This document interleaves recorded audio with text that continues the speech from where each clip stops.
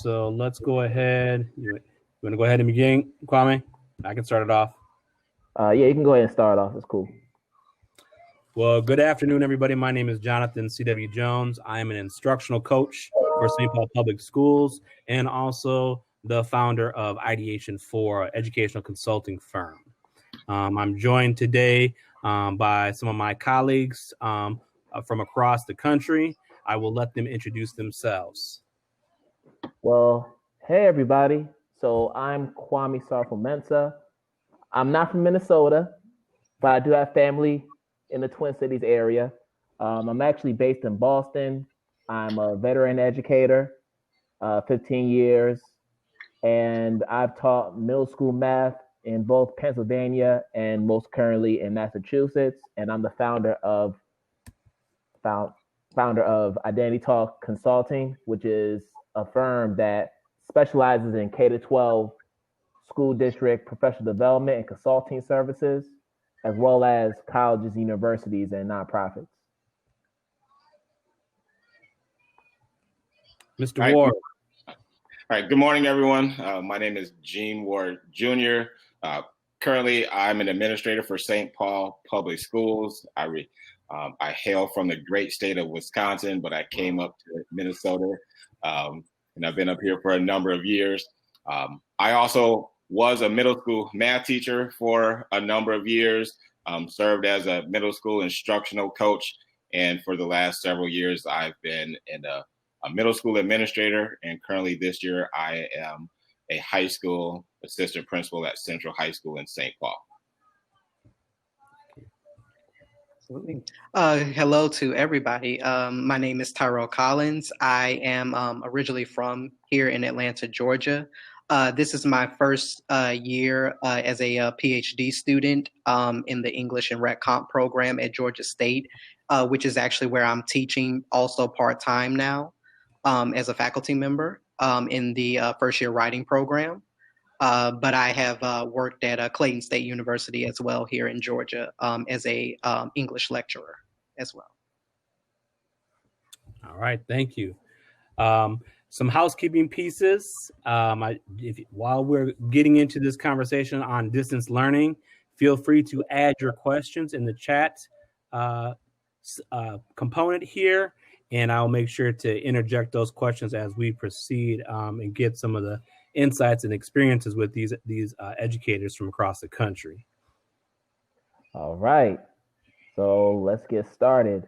So I know that over the past couple of weeks, depending on where you are in our nation, we have a lot of teachers, a lot of school districts starting out the new year with distance learning, whether it's a remote learning model or a hybrid model where it's a combination of in-person classroom instruction and remote learning. So we want to try to get some insight on people's experiences with distance learning.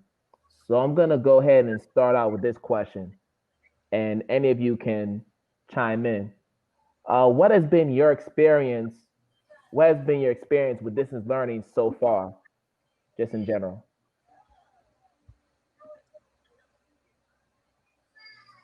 I would say my experience with distance learning has been, there's definitely been advantages and disadvantages. I haven't, I tend to obviously, I'm pretty sure we all love being in the classroom or being among students.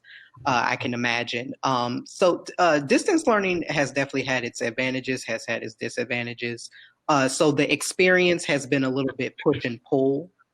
Depending on the group of students that you have, because obviously, as we know, not all groups of students learn the same ways or have as active engagement as we would like or we would want to. So it's just been a very up and down sort of experience with teaching, especially with teaching online. No, absolutely. What about you, Gene? I would say there's many words that come to mind, but right now the word that's just sticking with me right now is humbling. So over the course of this experience, it's definitely been a humbling experience. as an administrator, it's been a number of years since I've been in the classroom. So I'm really trying to put myself in the shoes of a classroom teacher, in the seat of a student, in the house or home of a parent, to see how everyone is grappling with this situation that we're currently in. The other piece that I see a huge need for is just communication. So communication either trickles up or it trickles down. So oftentimes we as administrators, we are waiting to get guidance and information. And sometimes we might not have that in a timely manner. And our staff and our students and our families are asking and seeking that information. So just trying to navigate, what we need, and also trying to think about what's going to be upcoming in the next month or two. So it's just been really humbling. But I do look at it, as Tyrell said, it definitely is an opportunity for us just to reimagine, reprogram how we think about education. So this is an opportunity where it forces us to slow things down in education. So it'll be in our best interest to take the things that are working, and then also there's some challenges. But yeah, it's an opportunity. No, absolutely. I do feel like people are looking at it as with a glass half full or a glass half empty mindset, depending on what kind of person you are. And I do agree with both of you in terms of the engagement opportunities with students. And I'm not in the classroom now. I mean, I spent last year out of the classroom doing more consulting and helping out with schools. But from the schools that I did visit, you did see a lot of commitment from teachers, as well as administration and school leaders saying, we're going to, tackle this head on and really interact with this new space, because we might be doing this for a long time. Even when we get back to some type of normalcy and, COVID rates start to calm down, there's going to be some degree of remote learning taking place, because you can't just go dive into this and then revert back to what we've done before. So that goes back to what you said, Gene, about the reimagining and repacking, the reimagining and just the reprogramming of how we do education, not just in this country, but just throughout the world. Because not just here, it's other parts of our world. Yeah, you both mentioned that there's been some challenges. So that leads us right into our next question that we wanted to get into. What has been some of the biggest challenges in your perspective with distance learning?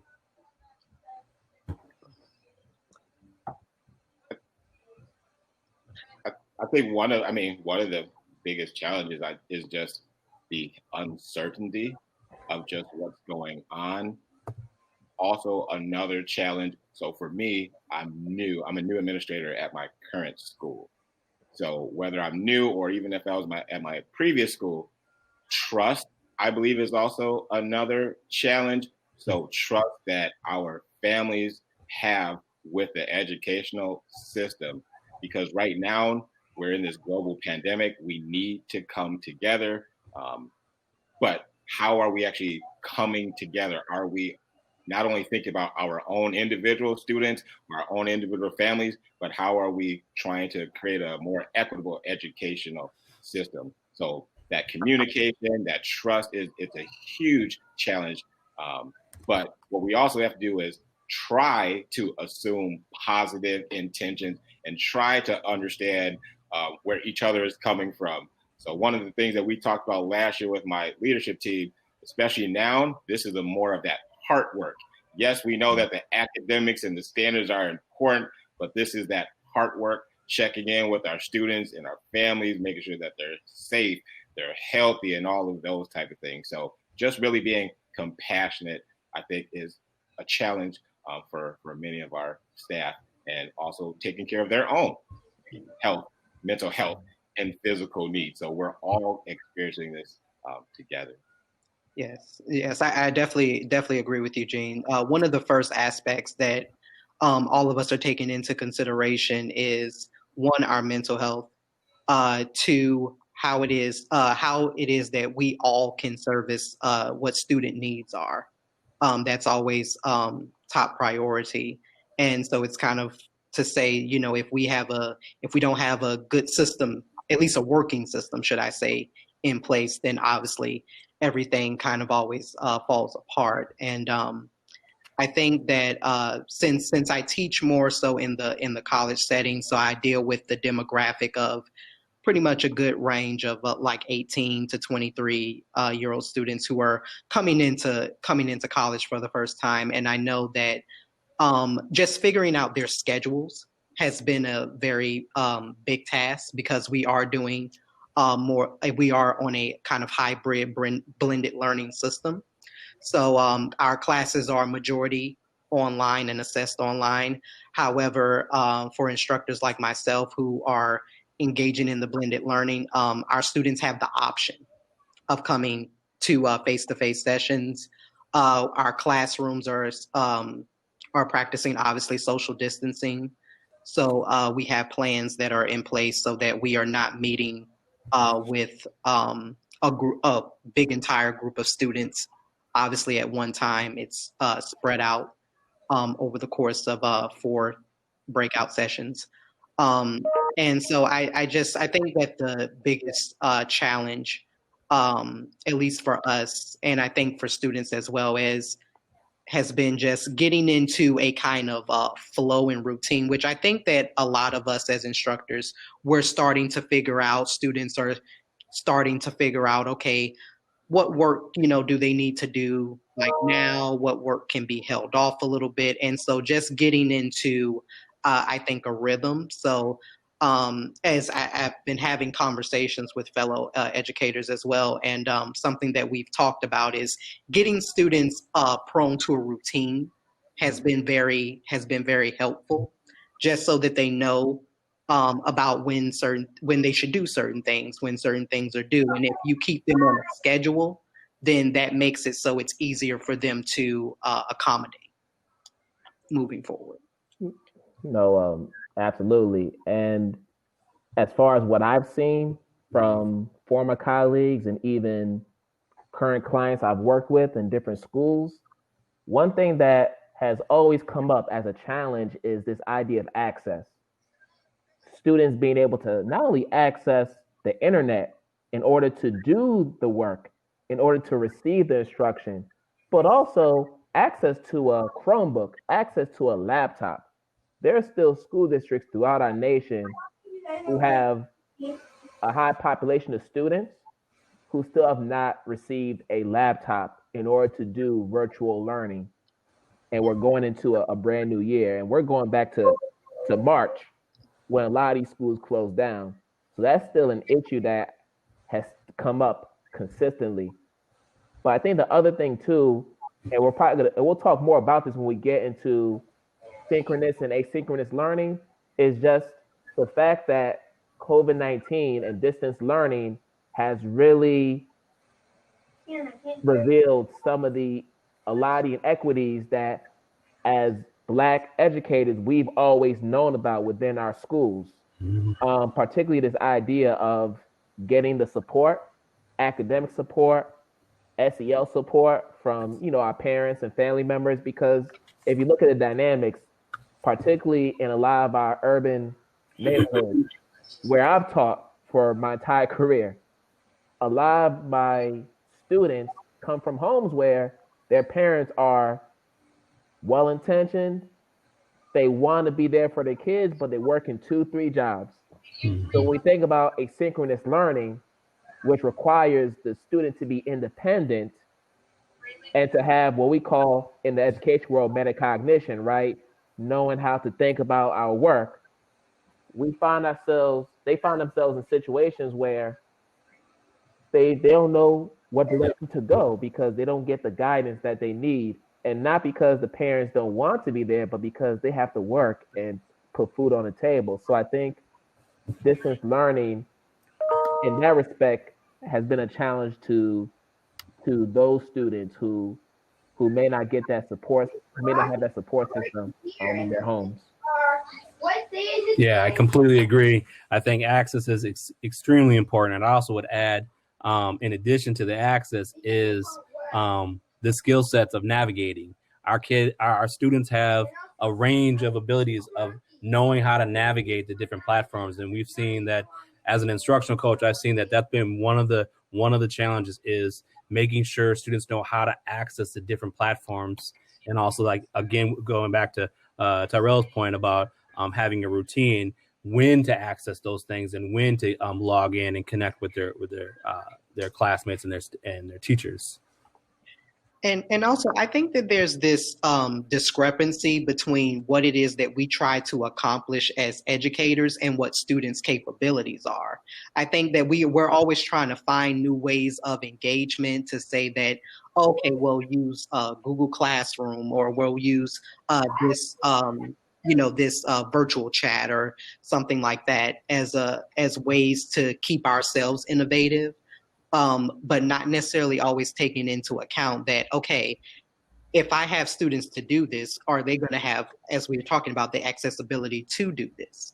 Or is this a little bit more of a complicated process? For some students, it may not be, but for a majority, it may. So I think that we also have to take that into account as well. As much as we want to be innovative and as much as we want to introduce new ways and new methods of having distance instruction, I think ultimately it boils down to the fact of what is also going to be the, not necessarily to say the most simplistic way, but the more easier way to provide instruction to students. And then I think from there we can see about, okay, well, maybe we can venture into doing this or doing that once we have the basis covered. And I say that just because even for younger children, I think that as much as technology as they engage themselves with when it comes to education, they don't traditionally think of education being online or being in a virtual space. So having to reframe their minds now to accept the fact that, okay, I'm going to have to learn online, and how best can I do that is something to kind of grapple with. So. Right. And I understand just that when you just talk about just that reframing the mind, we also can't forget about our families. So when I think about that challenge is when we're in the building, over 95% of our communication is directly from the staff member to the student. However, in this virtual world, and depending on the age level of your student, more of that communication is going to have to be between the teaching staff and that families. So as we're talking about the simplicity of things, how are we communicating to families? Like, what do we need from you? What are your expectations? How can we also provide those resources and support for you? I talked to a parent today. Initially, the conversation was around a potential issue that his son might have been a part of. But before I even got to that, because again, that was my first conversation, I just asked the family, I said, how are you doing? How is distance learning working for you and the family? This parent, they've got 3 students that are all in high school. Both parents are working, so they're not able to monitor what's going on. And the parent, he said, honestly, right now, I can't give you my honest assessment, but let me know. I'll let you know in a couple weeks. So those are those type of things that we have to actually talk with our families, figure out what's the best mode of communication to reach them, and all of these type of things. Are they getting the communications that are coming out? So that's also, and it's an opportunity as well to establish those partnerships with our families and community members. No, man, absolutely, absolutely. But I know we've talked about challenges, but like I said, I'm a glass half full type of person. So let's focus on some positives here, right? What has been your greatest accomplishment thus far with distance learning? I think just again, going back to the innovative ways to kind of engage with students, something that distance learning allows, I think, all of us to do is vet different methods about different modes of engagement. Something that I do with my students is I give them like a little bit like of a learning inventory at the beginning of the semester, because I'm always interested in the ways that they learn, how some people are more visual, some people are more oral or more auditory. So I always like to vet different methods about how I present information to students and how it is that they receive that. So learning in an online platform, it's to say, okay, we can do a small activity that you'll turn in, but we can also have a great discussion in the discussion forum chat. You all can interact with me with virtual office hours by just clicking on to this time. We can have a classroom collaboration space. So I just think that the tools and technologies of the different ways that we can engage with students and have different methods and ways that we can present work to them that is not one-dimensional has been some great ways to vet student interest also in what it is that they're learning. So as much as and as much as I said before, getting them into a routine, but also finding innovative ways to keep them engaged with your class and assignments and those kind of aspects. So that's been my greatest, I think, advantage to distance learning, because a lot of times, sometimes you can't do that in the course of the classroom because either class is only for a certain amount of time, or you may have some things that you may not get to. But at least with online learning, you're able to implement a variation of those aspects. I totally agree. What about you, James? No, I agree. And just also to add on, one of the things that we noticed in the spring, now we know, again, the way that our current school system is set up is not for every student, but there were some students that might not have flourished within the traditional system are actually doing better in this virtual world, either because, as Tyrell said, the way and the modalities that we're using to engage students is different. It's less distractions with their friends in the class, so they can actually get to do the work that they really want to do.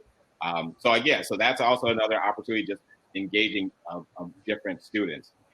The other opportunity or success that I saw last year in the spring, and then also now, thinking about that building level, is the collaboration amongst the variety of educators. For example, typically our teaching assistants, they are only in the school building for student contact hours, or they might be riding a bus with the students either into school or outside of school. So oftentimes they're not able to participate in school-wide staff meetings or being a part of PLCs. So that was one opportunity that we used last year, is getting everyone, especially our TAs and EAs, we've got them attached to PLCs. For our special education EAs and TAs, they were actually able to attend child study, being a part of some of those problem-solving meetings, being at the table to actually make decisions. So it's given us an opportunity to really seek and utilize all of the input from all of our stakeholders as we're trying to serve our students. Yeah. Go ahead, I would also add to this, as an instructional coach, some of the things I've seen across the buildings that I support too, is I'd actually say, despite the current climate in general in our society, which is kind of a fear atmosphere of fear right now, I would say it is the opposite currently. With it, I can speak to the schools that I support. There's a different energy, just the opposite of fear. People are not scared. Teachers seem to be a little bit more freer and not scared to make mistakes. And again, with what Gene was saying about the collaboration, they're more open to reach out to their peers and say, hey, how can we do this? How can we approach this learning? How can we accommodate this lesson for particular students? So I would say actually there's been a decrease in fear, even though there might be an increase of anxiety. I'd say there's a decrease in fear and more acceptance of, okay, here's an opportunity to grow and try something different.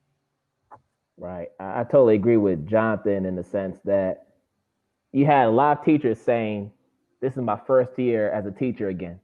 Mm-hmm. And the reason why is because we're all pretty much on the same learning plane, right? Yep. So it doesn't matter if you're in year 20 or in year 5. We're here now. So we're gonna have to build each other up in order to overcome this new challenge, right? So I do believe that that's why there's fear, because you make a mistake, all right, everybody else is making mistakes. I mean, that's just kind of where we are right now with distance learning. And then to Gene's point about students thriving in this virtual learning space, I feel like the virtual learning space has served as a minimizer of trauma for many kids. And that's because they might have been bullied while they were in school. Maybe they didn't have the best relationship with some of their classmates or even some of the staff members. Maybe they weren't able to get to school on time because they have to take 2-3 buses. I mean, these are real issues, right? So to be able to have access to learning within the confines of your home and to be able to focus on that without those other distractions is going to make a world of a difference as far as your performance is concerned as a student. So I definitely agree with you on that. So let's move into some surprises with distance learning. What has surprised you? Something that you unintended consequences, if you will, with distance learning, things that have come up that's just kind of like, oh, didn't think about that.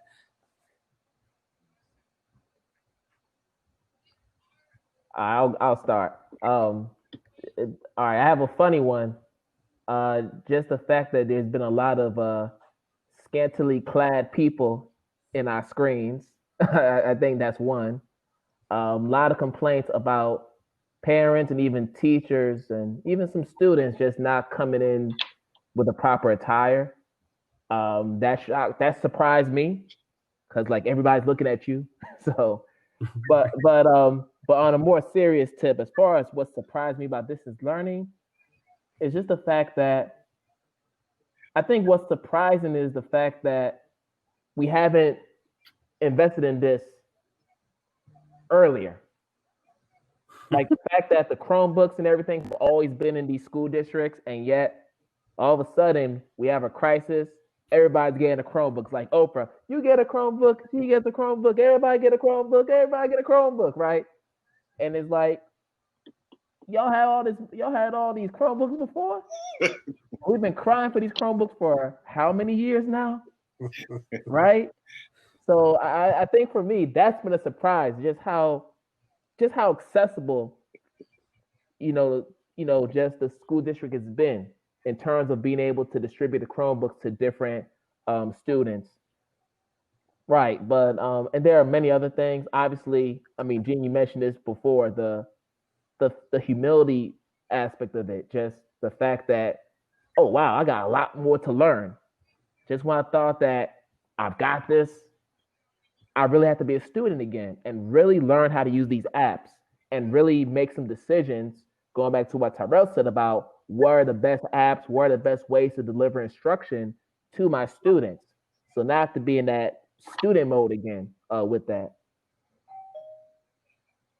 Absolutely. And I think another kind of surprise I know for me has been just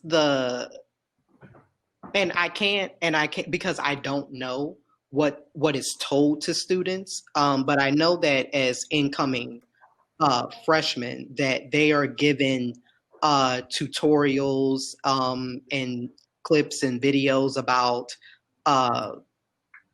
just campus resources, but how many students don't know about certain campus resources? Take, for instance, the software package that Georgia State, where I am, that we offer. So if students have a laptop of any kind, but for any reason they don't have like Microsoft package or something like that, our computer and our IT department offers that. You as a student, you have access to those applications.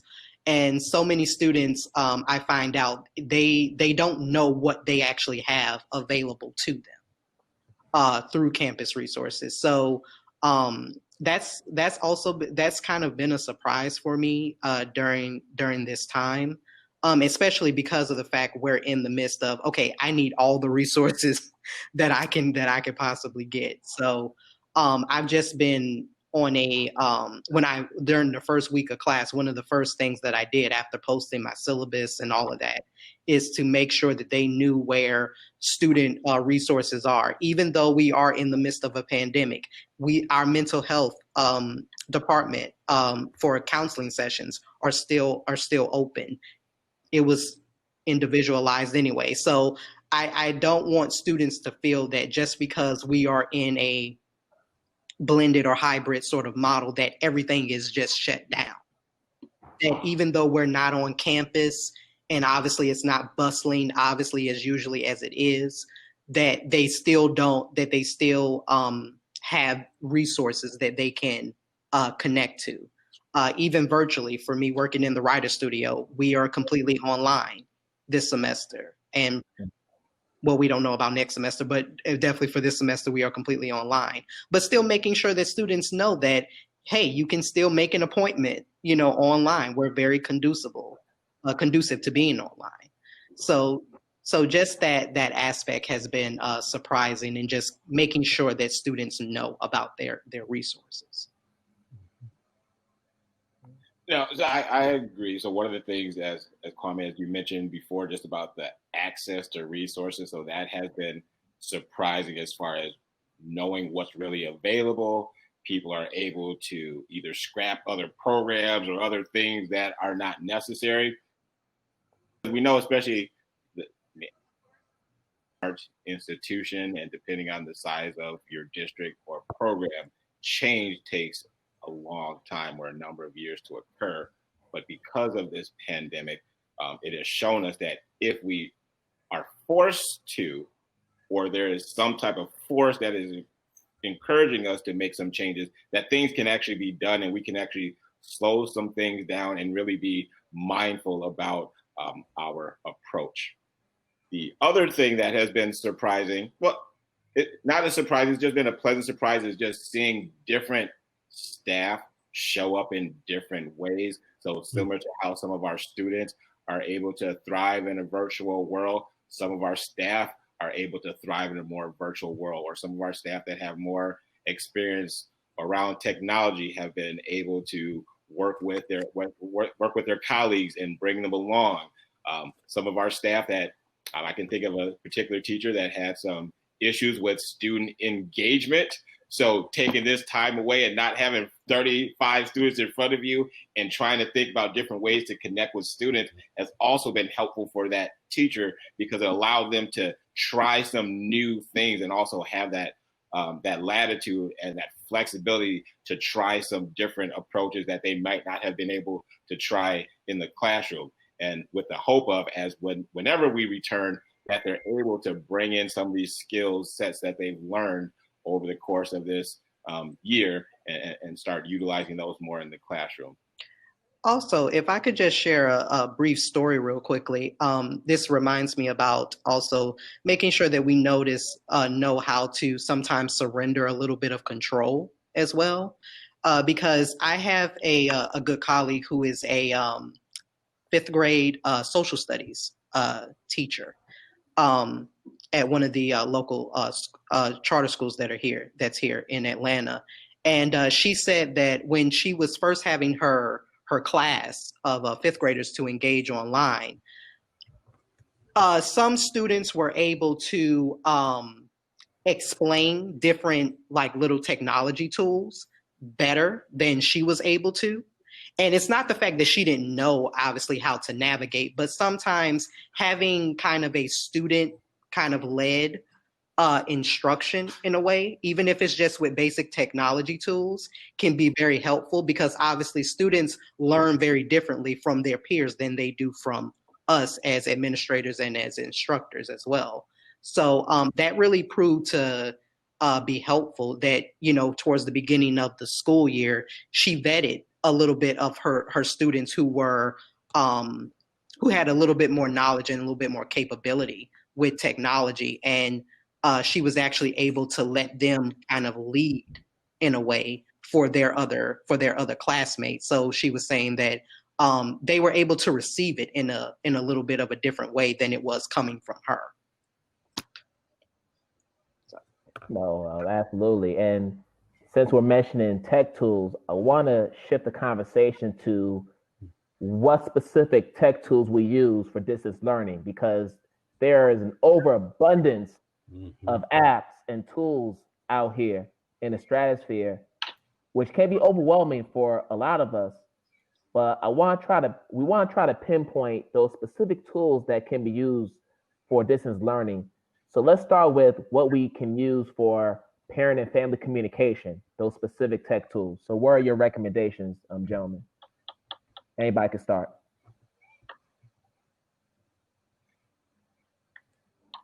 So for me, that's one area. I worked at a number of schools, and communication either at the school or various organizations is critical. So some of the things that I can think about, just even stepping back, I had a conversation with a mother yesterday, and the information that we had available to us in campus, so that's our one of our platforms, we didn't have the right accurate information. So I think, first of all, just getting the right accurate information for our families, whether that's email or phone number, the correct address, that's important. I mean, I can say technical things. I mean, we've got Schoology for our, 4th through 12th, Seesaw for our elementary students. We've got Google Meet. That's the preferred platform that we are going to engage students. Our staff, if they want to reach out to families, they can use some of the features through Google. But one of the issues or challenges with that is, and again, how to work around it, doing what's best for students, is when you're using some of these technology platforms like Google Meets and I'm reaching out to families, it's a random number that shows up. And we know most folks, if you see a random number, you know who that probably is. So you're not really trying to answer just a random number. So it also puts another barrier between our staff and our families. So I'm not sure what's the answer around that, or getting everyone district phones. This morning I reached out to a parent. I have a district phone, and I thought about going to the building to get it, but I said, I can just use my phone. So I just called, used my phone, had the conversation. Majority of the time people will be respectful. But that's a barrier as far as how to communicate. I mean, it's a lot easier just to use your cell phone, but we know that there's challenges around those type of things. Yeah, I'd like to share kind of a story a little bit. I don't have a tech tool specifically. It's more of an approach or a method. Working with families who have kids with special needs. One of the things that one of the teams at a building that I worked with did is they took a different approach. For kids who have special education, they're going to be required to do an annual individual education plan or IEP meeting each year. And the team decided last year, they started doing these meetings with parents called Connect meetings. And the purpose of the meeting was just simply to connect with families and have a conversation about, first, what's their anxiety level? How are they, like Gene said earlier, how are you doing? And then asking the question directly via video, what's the best way to connect with you? Is it going to be through Google Meet? Do you have a cell phone number that we can reach you? And then those meetings, the team were able to actually connect in a different way, which really helped them with some of their initial lesson planning down the road afterwards, because they had already had a connection with the family members, and also the other team members for that particular student was also in on that call. Now, I know it's a little different for Gen Ed, but if I think taking an approach, trying to find different ways to connect with families, actually say, can we have a conversation for 5-10 minutes just to see how you're doing and what is the best modality to connect and maintain a connection with you for the school year? I would say, as far as parent and family communication, there are a lot of tools. I know when I was in the classroom, I used Remind. Remind was a really good tool, which allowed me to not only connect with my Gen Ed families, but also my ESL families, because it gave me the ability to translate to as many as 90 plus different languages. And we had a huge ESL population, a lot of the students who were at levels 1 and 2, so they could barely speak, the English language. So we had to try some innovative ways to really engage and connect with their families. I think Google Classroom is probably, in my opinion, it may be maybe not, if not the best, one of the best ones to use, because for one, you can integrate it with all these other platforms, whether it's Edpuzzle, which is what I love, uh, and there's just so many other apps that you can easily integrate into Google Classroom and sync with your classroom rosters. And also, parents can join your class in Google Classroom and stay up to date with your child's progress and what they're doing in class, and they can chime in and volunteer, their feedback on what's going on. So I mean, that's just one example, but there are just so many other examples. I know a lot of people use Class Dojo is a real popular one. um and then there's Flipgrid, Nearpod. There's so many of them. So I mean, I think you have to choose the one that best fits your classroom environment, and really best fits your families as far as their preference.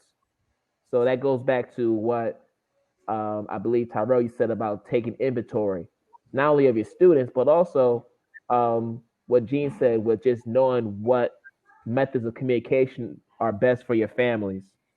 So Tyrell, you had any other? yeah. Oh yeah. So like I don't specifically know a whole lot of technologies by name. Like I know Google Classroom. I have heard of Remind. So thanks so much for mentioning that. But to go back to Gene, I think as Gene mentioned, the nature of approach is something to very much take into consideration as what has been talked about. You really have to feel about what's going to be the best approach for your particular class or your particular group of students. And it's not to say that it needs to be something, as I would call, like overly complicated. It really doesn't have to be. And as far as keeping with parent engagement, I know that there are a lot of applications and software apps that you can mask your actual phone number, so that you do have a kind of a supplement phone number that parents can get in contact with you. Because as we said, you see a number that's not recognizable, obviously we know the story with that. And I think like a lot of little aspects to remind ourselves to kind of go through when talking with parents or with guardians of our kids is that making sure that they know that if they are reaching out to you, that they identify themselves, identify who, their child or who it is that they're referring to. And you would think that you wouldn't have to do that, but it's those things that you don't think that you have to do it. Just to say that you did. And so as far as those kind of communication techniques, I've even known, I know that a lot of educators have even set up like a supplement kind of email account for parents and for guardians to email them to deduce the amount of emails that you're getting to your faculty email or something along those lines. So I think whatever autonomy that you have over what it is that you can do will play a very big role into the technology that you use. Yeah. I know, Jonathan, before, because I know there's some questions in the chat that I know you want to pose. But before you do that, I do want to add one thing. And this is something that is risky, but this is what I've observed. I know with every school district, at the beginning of the year, you have to provide clearance forms to students and families to get their permission to allow their children to use the computers, to have their face on the internet, and all these other things, right? You need parental consent. Now, I've seen some teachers go ahead and utilize alternative social media platforms to engage with parents. So, for instance, I know of teachers who have private Instagram accounts specifically for students and parents. I also know teachers who have private Facebook accounts and groups where parents can ask questions and pose any concerns that they may have regarding the classroom or their children. So there are those outlets, but once again, you have to proceed with caution because if things, go a different way, that could lead to potential lawsuits, and we know how litigious our society can be. So we don't want to be put in that situation. But that's just something that I've noticed from different teachers as I've seen people navigate this journey. Yeah, well, go ahead, Jonathan. Yeah, this question comes from Ms. Kate Kirchner. She wants to know, can you provide some engagement tips for students? What are some of our engagement tips? I always feel, as far as engagement goes, definitely think about, this also depends on like the age range of, students as well. Perhaps if the age range is younger kids, always thinking about interactive games that students can do. I always find that games or having some sort of a puzzle or something it is that they can interact with instead of just traditionally reading something or you lecturing something to them, something that always has them actively doing something as a way of engagement. And again, this is all providing age group, different learning styles and methods.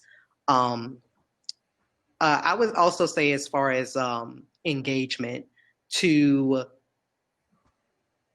have a certain level of responsibility that the kids and even older students can take. There's only so much that obviously we have in our power to do. And I always, tend to think that I am more than willing to do anything that you need me to do, but you have to try to meet me try to meet me halfway. And that incurs with engagement as well. For other educators, I know that a lot of us tend to do surveys pretty much on maybe every 4 to 6 weeks, and it's just to vet about different ways of learning. So to take, even for instance, at the beginning of this semester when I was teaching my students, I wanted to vet to see about what was the preferred method that they would like for me to release content to them.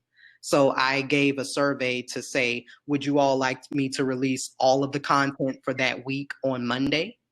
Or do you want me to split it up into 2 days, on Monday and Thursday, so that they don't have, all of this content, to look over, read through, engage with all at one time? And surprisingly, this kind of backfired on me. I would have preferred the 2-day kind of method. So at least that way it gives me a little bit of reprieve. But majority of my students said that they wanted everything at one time, which is actually something I didn't expect as the result, but I would have never known that if I hadn't engaged them. So I guess I would say, in terms of engagement, and once again, I know, Kate, you say you work with adults, so older individuals. So one method you can definitely use, especially in a virtual setting, is this idea of restorative circles. Now, obviously, we can't get into a circle, but just having restorative practices within your classroom community is helpful. And I can definitely link some resources and some literature to give you some more context around that. But basically, it just provides you with an opportunity to really hear out your students, hear how they're feeling. And I think sometimes if you just give them that space to just express themselves and not be so focused on the instruction and the academics, because the academics will always be there. But the reality is this: if we don't give our students, especially our older ones, a space to just vent, commiserate, and really build with each other in a healthy manner, we're never going to get the best out of them if we don't allow them that space to just talk about what's going on. So going back to what Gene said, ask them a question such as, how are you doing? How are you feeling right now? How's your family? What's your weather report?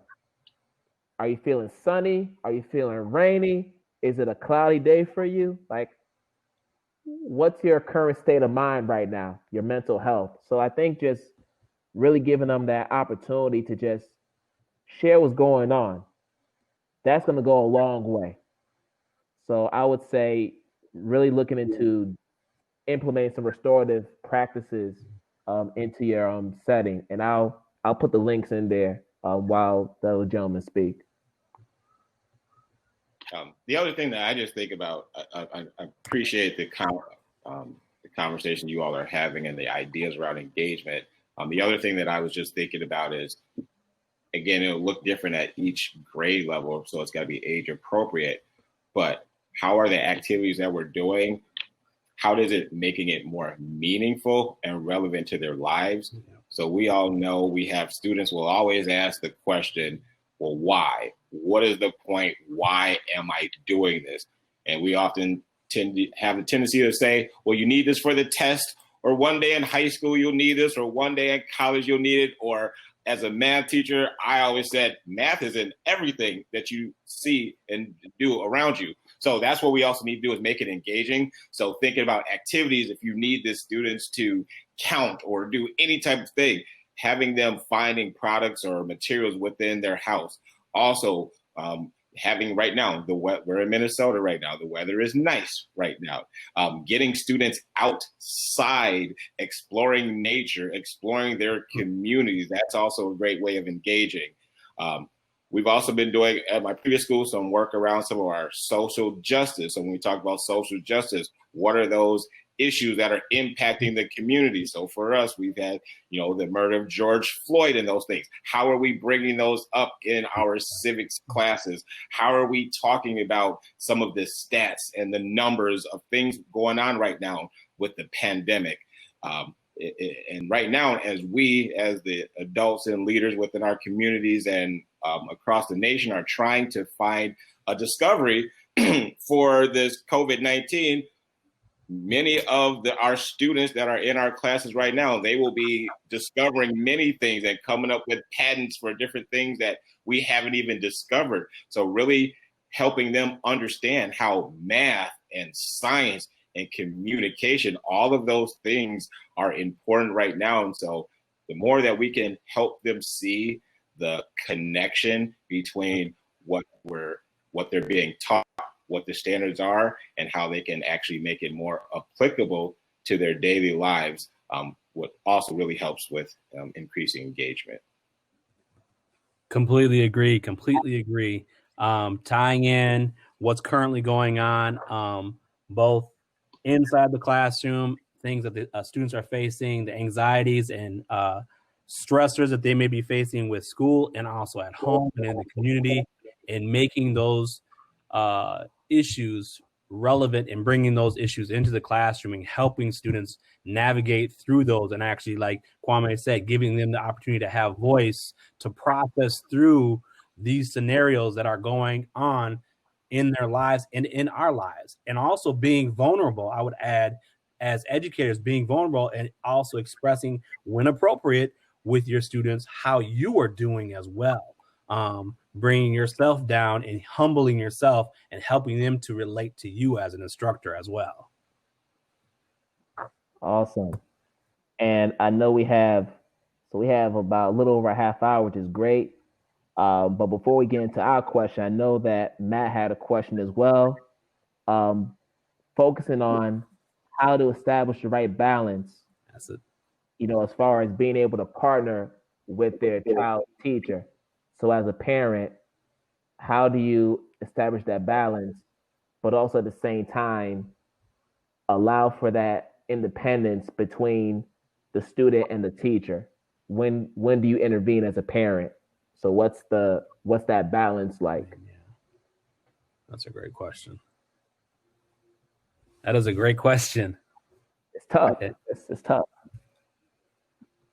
No, so just trying to try to answer that question. So one of the things that I just think about as balance is, as a parent or guardian, what do you know about your child?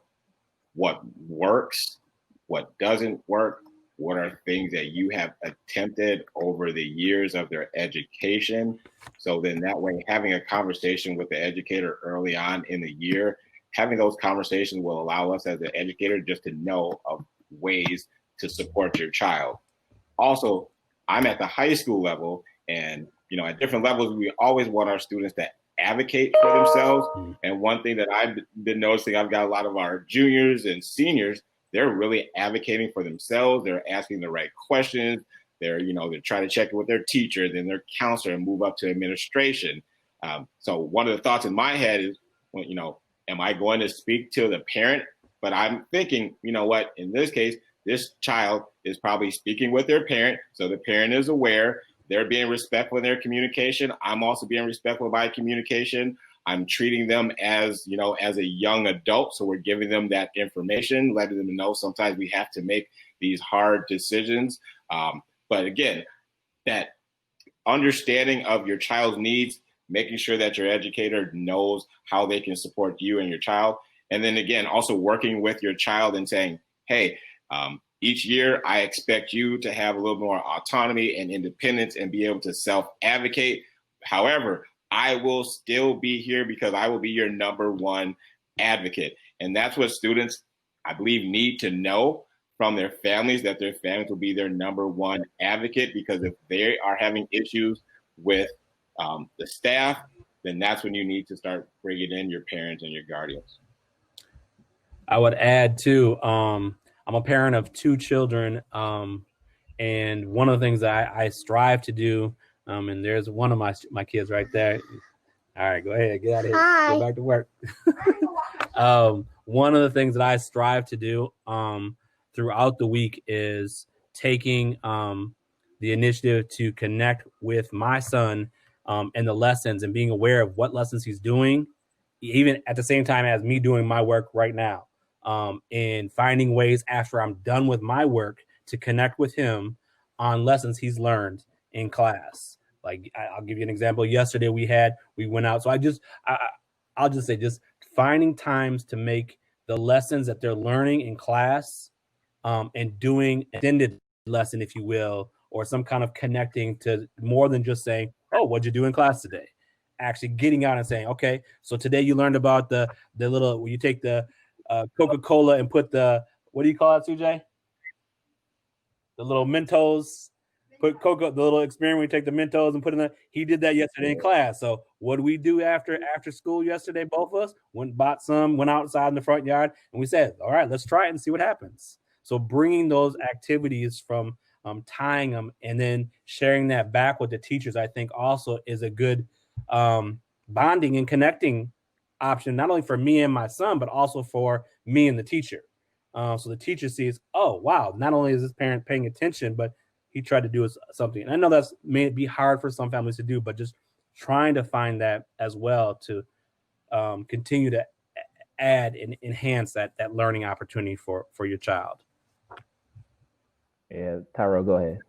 Oh, no, I was thinking about, because I'm thinking about families that, as we had mentioned earlier, for those parents or guardians that do work 2 and 3 jobs, and so they're not able to be as home as much with their children. I know something that is a great supplement. I don't know if it's I'm really not sure if it's in all locations, but very much the nature of like going to like something like the school box, or, something that you can get supplement things that are outside of the class. Because I think that sometimes, especially students, no matter what age that they are, they can tend to see like their schoolwork as a little monolithic in a way. So they think that it only exists in this time and in this space.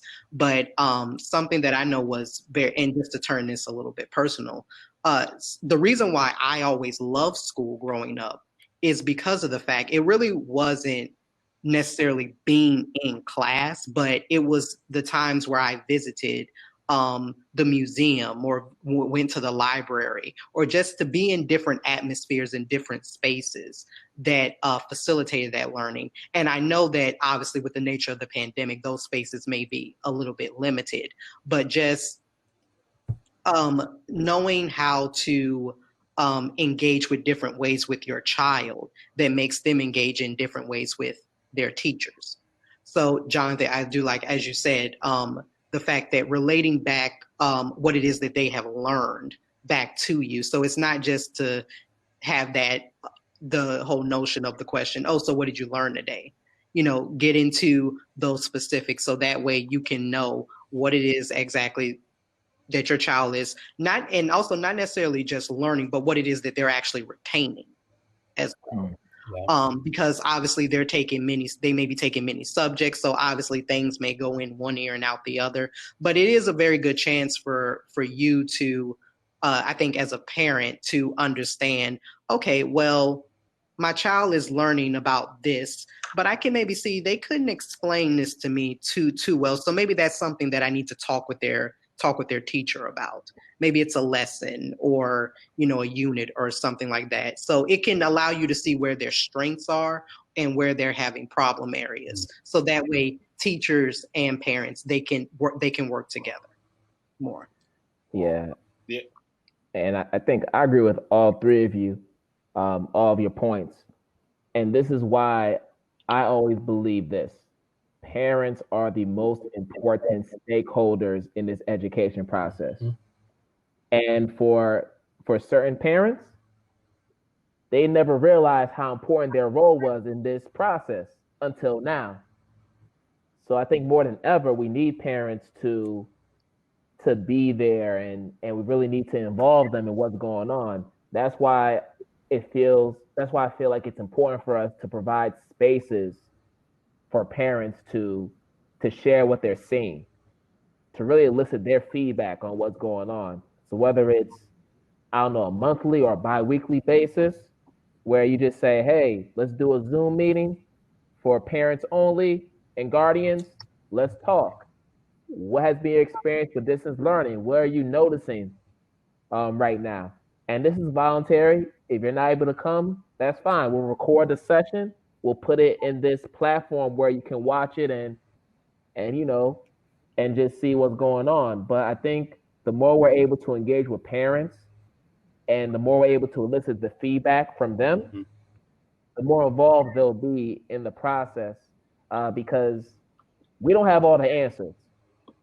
If COVID-19, if distance learning hasn't taught us anything, is that we are still looking for answers, just like the parents are looking for answers. So we're in the same boat. So we're gonna have to help each other through this. The other thing that I would just, in regards to just the question about just the role of the parent, I 100% agree, as the parent is the number one educator and advocate. And also as a parent, whether you're working from home or not, you also have to preserve the sanctuary of your home. So if you're on top of your kid or your student every single moment, checking on them, and that's things that you normally wouldn't be doing, if they were face to face, you also have to just kind of figure out that balance of, what is my role as the parent?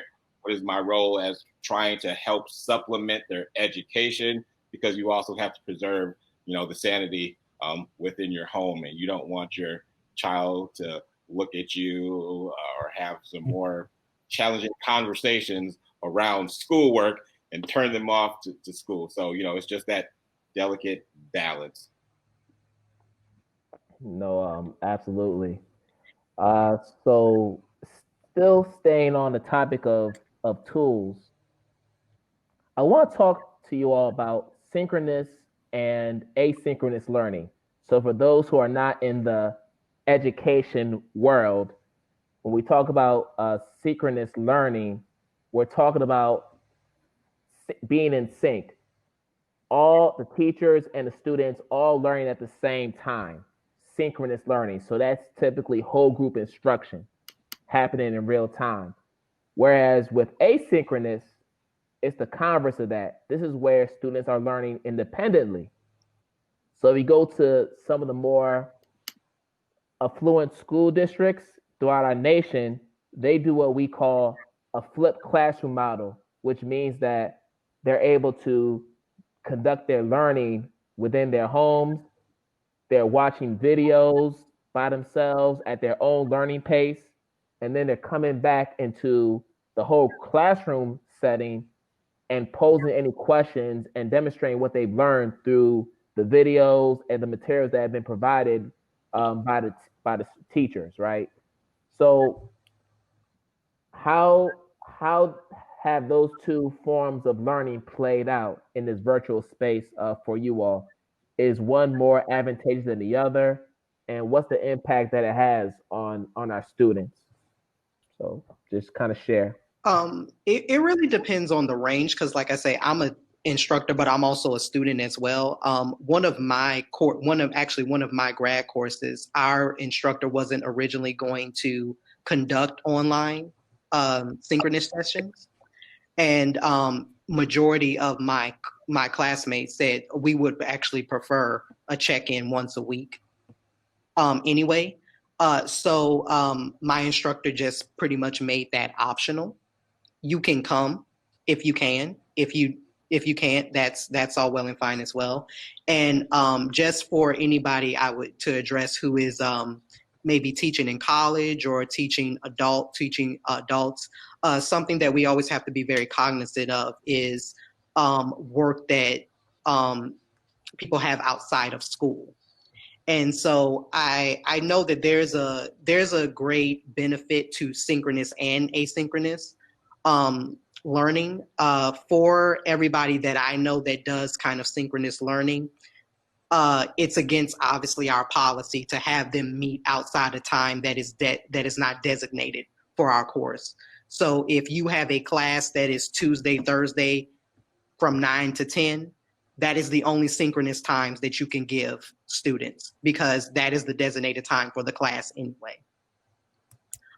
More so than not, a lot of us, including myself, we have chosen to do asynchronous learning just because of the fact we have to take into account that students have other responsibilities, other priorities. They may get a good majority of work during their lunch break or while they're at work, or especially during the nature of this pandemic, the fact that we've had some people to have lost their jobs, some people have had to take on more jobs or other responsibilities. So I think that there's a balance, though, that can be set with asynchronous. A lot of times I feel that the hesitation with doing asynchronous is because of the fact it's independent.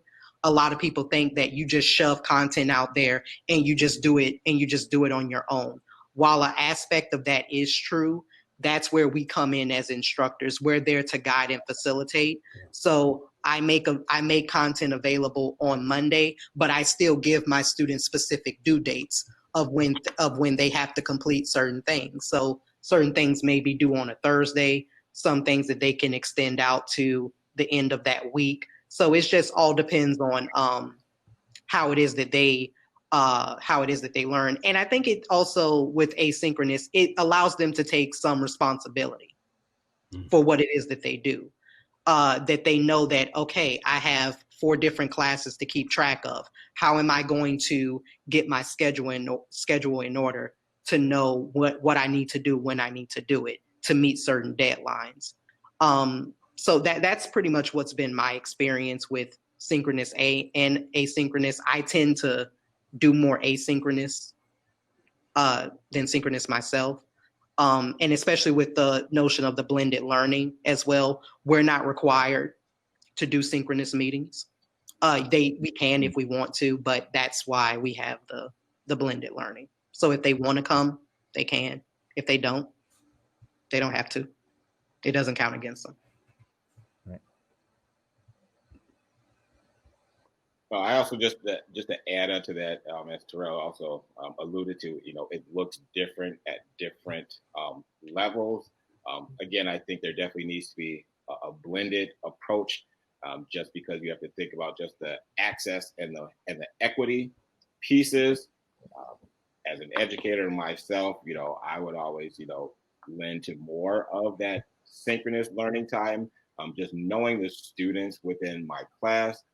We know that some students are able to work independently or work with, few reminders, but we also have some of our students that really need someone side by side with them, or if not side by side, just being in the classroom, just in a space where they can just check in or maybe work with their peers. Also, because of the pandemic and our students not being in school since March, that social piece, that social emotional piece is big. So we offer a couple hours of some a little bit longer block schedules, 2 classes a day of that synchronous learning time.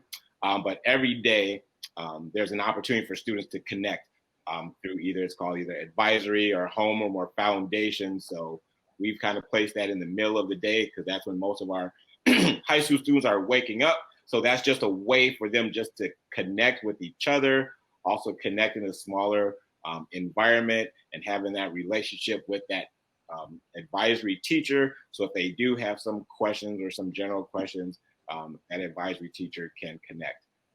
But it also just really helps with that social emotional connection by having more of that synchronous time. And just to really add really quickly, just letting students know that they have options as well, to know that, because I know that for all of my fellow instructors who are just teaching solely online, they have it where they do have synchronous times, but those synchronous times are optional. So it doesn't make students feel pressured that if they can't, attend at that time, that they are missing out. We still have office hours they can sign up for, and all types of ways of communication. So just keeping those ways of communication open for students and letting them know that they ultimately have options, I think alleviates a lot of that fear and hesitation with both aspects. Right. I would just add this, that being an asynchronous learner requires discipline. You have to model with students how to be asynchronous.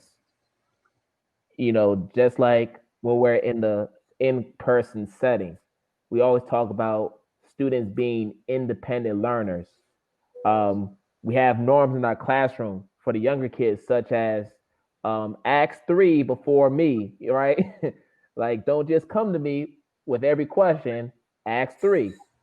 Use your classmates as resources, things like that. So I think with asynchronous learning, it provides opportunities for differentiation. Mm-hmm. So by differentiation, we're talking about understanding that different students learn in different ways and they learn at different paces. So by having that asynchronous environment, we're able to provide students with the ability to learn at their own pace. But then going back to what Gene said with the equity lens, right? There are some students who, if placed in this situation, they may not be able to thrive because where are they going to get the support from? And the teacher's not going to be there or will not be available to answer all of your questions. And your parent might not be there because he or she is working an all-night shift at their job. So really just thinking about that. And then another thing too I wanted to add before we move on, or if Jonathan had anything to add, is I think with the age groups, when you're at the younger ages, it's a lot more synchronous and not as much asynchronous. And then as you progress through the different grade levels and you get to like the high school and the college level, you have a lot more asynchronous because they're at an age developmentally where it's appropriate for us to provide them with tasks that they can just do at their own time and pace. So I think just understanding where kids are developmentally plays a role in how we decide to establish an equitable balance between synchronous and asynchronous learning. Definitely. Nice. I'd like to move us into our final question.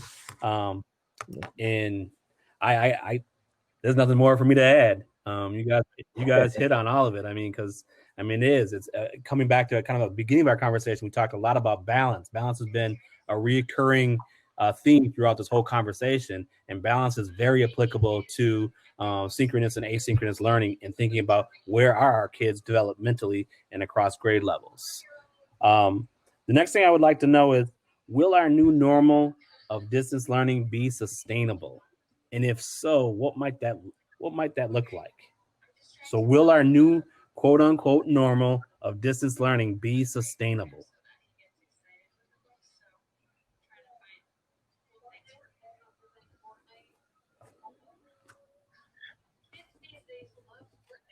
I don't know. The way I think about that, so what does it mean to sustain? Do we have something that is up and functioning? Right. And how is it working? So, I mean, that will take time to really identify, those pieces. I do think that there will be certain aspects of what we're learning through this experiment right now that we will be able to take with us into however we come back or transition back. So this is where we need to really slow down. And if we are really going to transform education or do some changes, this is where we need to come together, invite the community, invite our families, invite our students, get all the stakeholders at the table to really think about what exactly are we going to change. And we know that there's many issues that are facing us. However, what are the top 2, 3, or 4 areas that we are going to focus on? So that's what I kind of think right now as far as the sustainability piece. And again, like we said, the other piece that I think about is I'm a proponent of school choice. And what I mean by school choice is whatever works for your child. And what some of our families are realizing right now, they might like the online version or allow for more autonomy for their students. So through this experiment, they might keep some students in a more traditional school. They might take some of their children and maybe put them in an online school or a virtual school because they know what's best for their students. So I look at this really as a good opportunity for families and students to really figure out and identify what's their best way of being successful within our educational system. Yeah, I think to add on to what Gene said, and this goes back to this idea of equity. What is equity within our school systems? And equity, I do believe, is school choice, being able to provide parents and students with options that will allow them to be their best selves academically, but also social emotionally. So if the in-person setting is not the best fit for that student, for that family, let's provide them with the option of remote learning if that's what works better for that child. And as we've already pointed out, a lot of students have thrived in this setting. Mm-hmm. So why would we take that away from them once, COVID calms down, if it ever does, right? If we ever get to that normalcy point, why would we take that away from that child if they're already thriving? And then also, I feel like if we're going to dive this deeply into distance learning, I don't see the logic in reverting back to what we've been doing before, because we know that there have been a lot of issues, especially when we talk about equity, when we talk about the fact that some students are particularly Black and Brown students are at a certain disadvantage in terms of being able to have access to certain resources, being able to have access to other things that will help make their learning more of an enriching experience. than their white counterparts. I mean, these are things that are well documented. So if we have a vehicle that we can drive that's going to allow for the playing ground to be more equitable for students, I don't see why we would, take that away. But I do believe that there are certain elements of this virtual learning that can be very impactful for school districts if they decide to go this route. But it's going to be a decision that they have to make, and they really have to really pay attention to what's going on. Yeah, I definitely agree with the statements about equity, and knowing that that students have the option of sorry, I'm mixing my words here. School being a choice, having options at school as a choice, and I think that as far as sustainability, I think that there are just some ingrained aspects of teaching that online is not gonna give you, and vice versa. And I think that if we, no matter the age, no matter if we're teaching young children, older or younger adults, that if we can learn how to best be equipped to be online and know that, like I say again, how we know that we can go to certain places to be provided with certain resources. That, because I think that what happens is that when we don't know, we get disheveled, and then we go into a panic mode because we don't know. And so one of the aspects that I have appreciated through this pandemic is that some departments have had an easier transition more than others, especially with higher ed. A lot of departments were already teaching their classes online anyway. So for a lot of a population who were already taking online classes, this is nothing for them. But if we can just continue to facilitate, have those hard conversations, going back to what student needs are, what our needs are, as far as administrators and educators, what do we need from parents and vice versa, that we can facilitate learning mechanisms that can have the sustainability, so that if we do continue to be online, that we can say, okay, even though I'm not necessarily in person and amongst a whole lot of other people, that I still feel good about the place that I'm in, and knowing that students have, as it was mentioned, knowing that students have those options. Nice, thank you. Any closing thoughts? Closing thoughts on distance learning?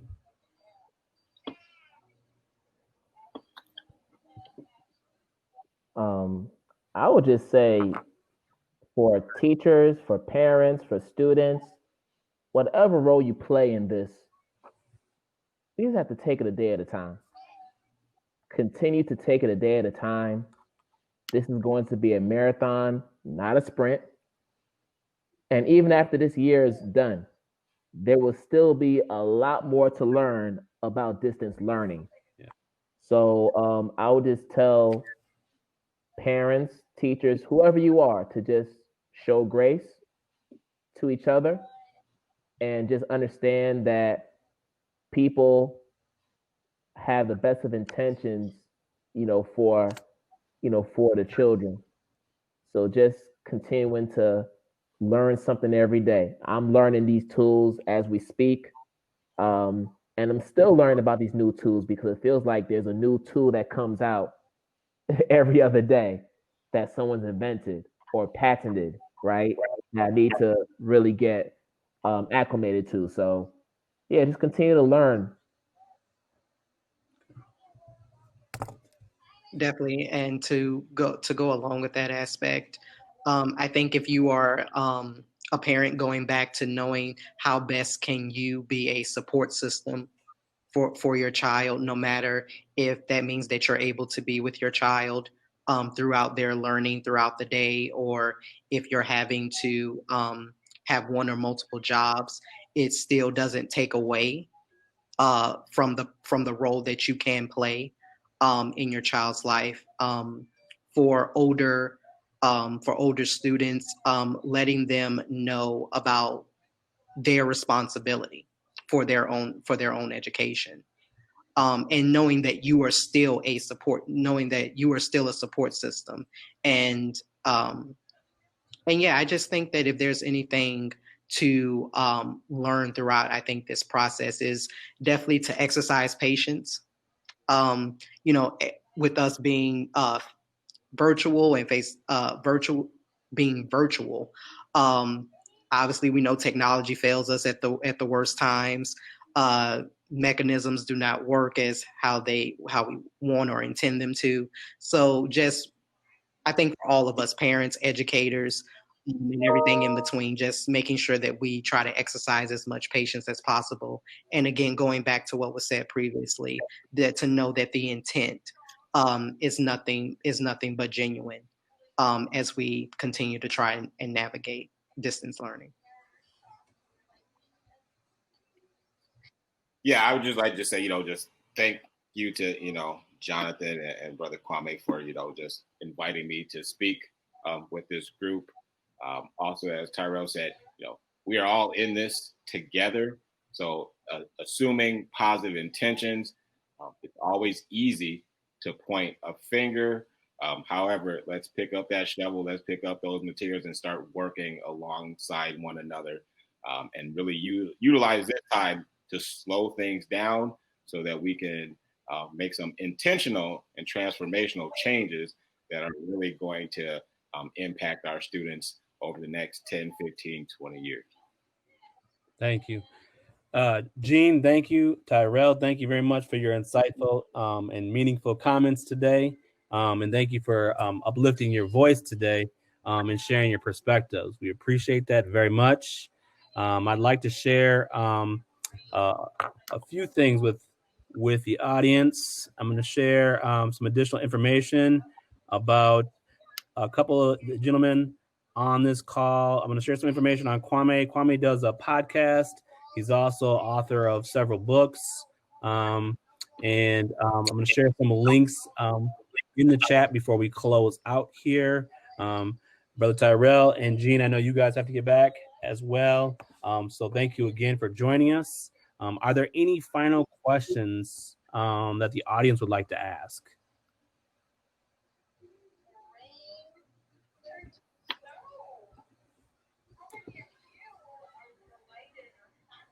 Okay.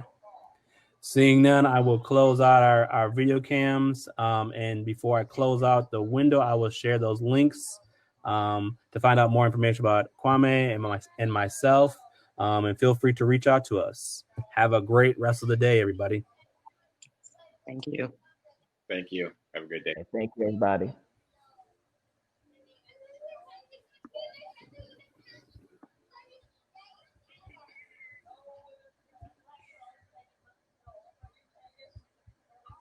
Mr. Kwame, again, thank you very much. Hey, man. This was great. King of moderating. I'll be watching, I'm taking notes. I'm like, ooh. You are very laid back, and I just love how smooth you are. I'm not that smooth when it comes to this. No, it's just a conversation, man. We're just talking about what we love. We're talking about something that we know so much about. So there's nothing to be nervous about. We're just conversing. Yep, you got it. Yeah, man. All right. Well, I'm gonna pop this. Let me throw this identity talk before I close out completely. All right. Come on, open up.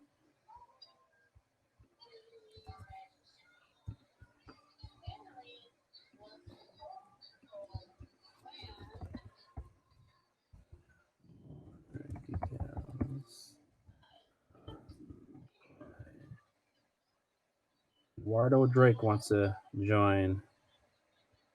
Not sure if he has a question. Let me just throw him on. You want to take a question? I mean, if he has a question. I don't know if he has a question. Let's see. Yeah, let's see.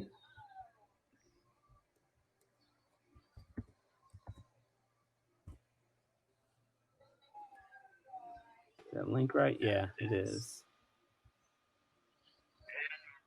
Hey, Eduardo, how you Fantastic. doing? I heard you guys, you weren't going to let me in unless you thought I had a question.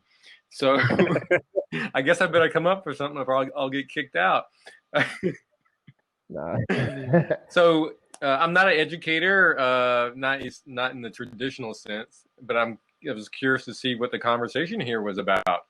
And one question I know that I have is that with all the online Zooming and stuff going on, I was curious about whether or not educators generally and African-American educators in particular thought they had the skills they needed to really pierce through the looking glass, pierce through the technology that's mediating the conversations and interactions they're having.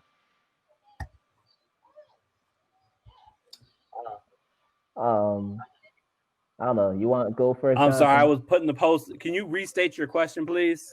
Yeah, Yeah. you got the goods to deliver online is what I want to know.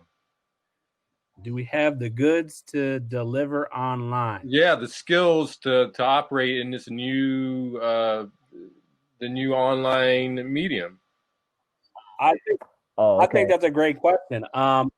Yeah, I think some of us, I'll speak for myself. The answer would be yes, because for me, my background is in augmentative alternative communication devices that are used within special education for individuals who don't have the ability to communicate. So they use a technology device to augment their communication.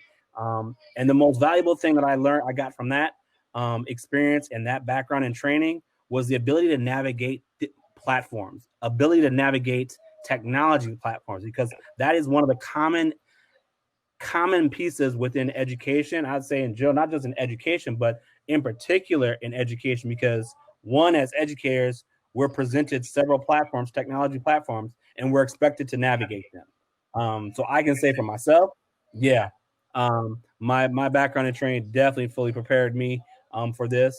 I would definitely also say it would be also a concern if there's programs that are not focusing their attention on the utilization of technology in their programming and their teacher prep programs, then that could be detrimental for those potential teachers or future teachers, I should say. Kwame, I'll let you speak for yourself. Yeah, I know personally, I love this space. I thrive off of it because I constantly interact with technology. Even when I was in the classroom, I was one of those teachers that was implementing technology in my instruction. So I feel very comfortable in this space, but I also feel like it's a generational issue. So if you're a teacher that's been in the classroom for, let's say, 30, 35 years, right? When you came into this profession, you didn't come into it with all this technology. And then over the course of time, you get to a place where you become comfortable with how you provide instruction. And now COVID-19 hits, you're being asked to adjust the way you do instruction, the way that you've done it for 20, 25 years. Now you're being asked to change that in order to reach your students. So I believe that depending on the experience of the teacher and depending on maybe the program that they came from, right? I know for myself, I came from a certification program where there wasn't a huge emphasis on technology. So I was the type of person who just learned on the go. Like I just found an app, I experimented with it on my own and tried it in the classroom. But that's just who I am. Some people just aren't that comfortable with that. That's why there is a level of anxiety with certain teachers as far as how to navigate this new space and how to utilize the different apps to provide instruction for their students because they've never tried it in person with their students before when they were still in that physical space of a classroom. So I think it depends on the individual, but I think now with the programs that we do have, the teacher ed programs that we do have, there's more of an emphasis on technology as far as what apps to use with students.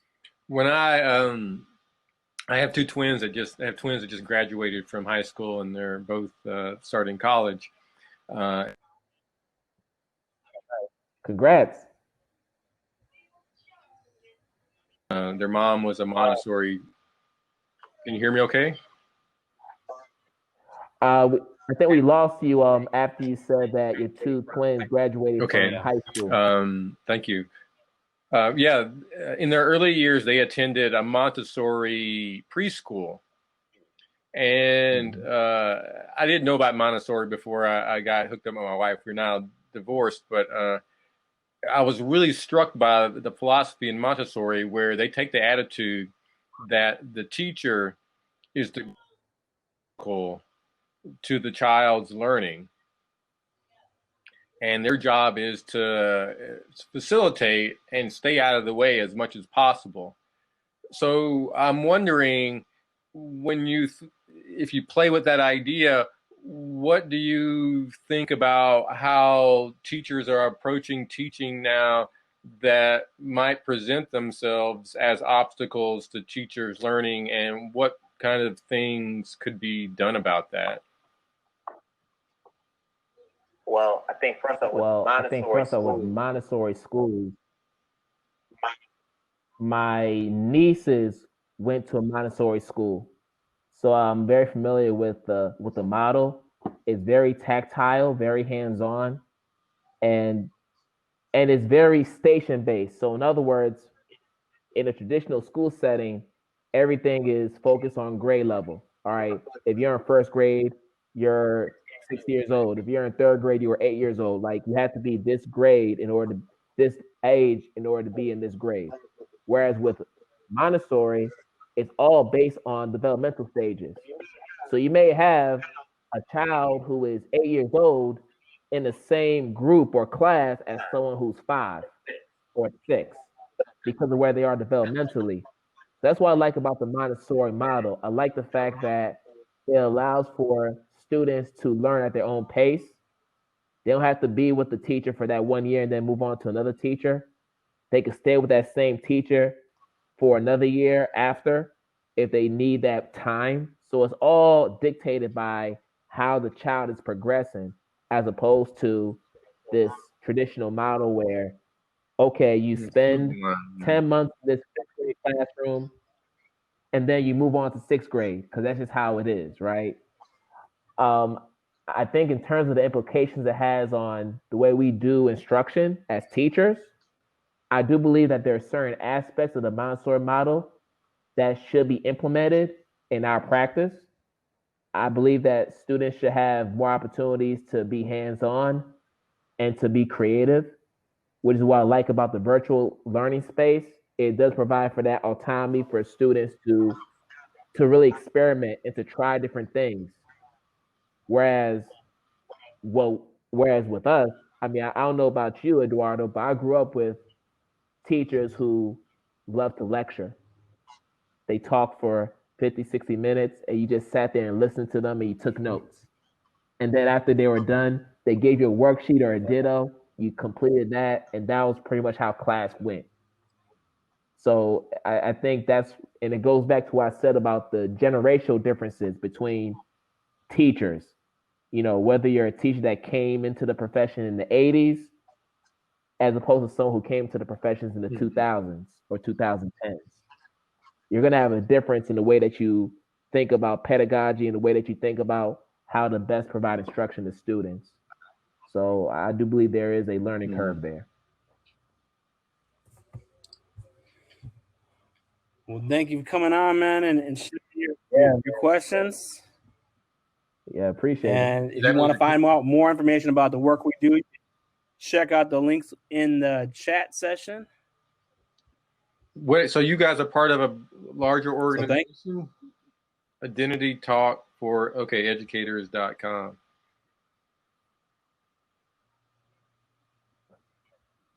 Yes. Yep. So so Jonathan his company is Ideation 4, and my company is Identity Talk Consulting. So both education focused, and if you want to learn more, you can just check out the links. And what's Ideation 4? I'm a patent lawyer. personally. And so I'm definitely crazy about ideas. So Ideation 4 is basically is my company focused on connecting people's ideas to resources. That's pretty much what we do. We help people understand how to develop their ideas and actually find resources to develop those ideas, specifically grant writing, focusing on grant writing, business proposals, and professional development around grant writing. Super cool. Are you guys on LinkedIn? Yep. Yeah, I'm about to start a inventor education business, teaching inventors how to file their own provisional patent applications. Nice. Removing a layer of expense and complexity in the process that I think inhibits people from bringing their ideas forward because they don't know what to do or they think they don't have enough money to do it. And I want to. You went out again.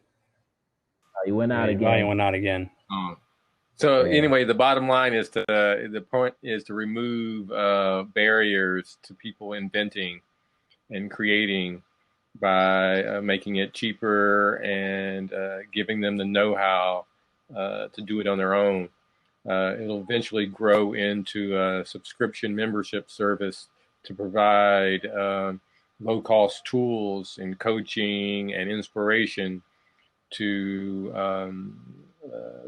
innovators and entrepreneurs across the world. Yeah, excited to meet you guys. I'm gonna take a screenshot so I'll make sure I got your names completely. And I'll find you on LinkedIn. All right. Hey, thanks for being here and doing what you're doing. What? I appreciate you, Eduardo. Thank you. All right, you guys have a good rest of the day. All right. Take care.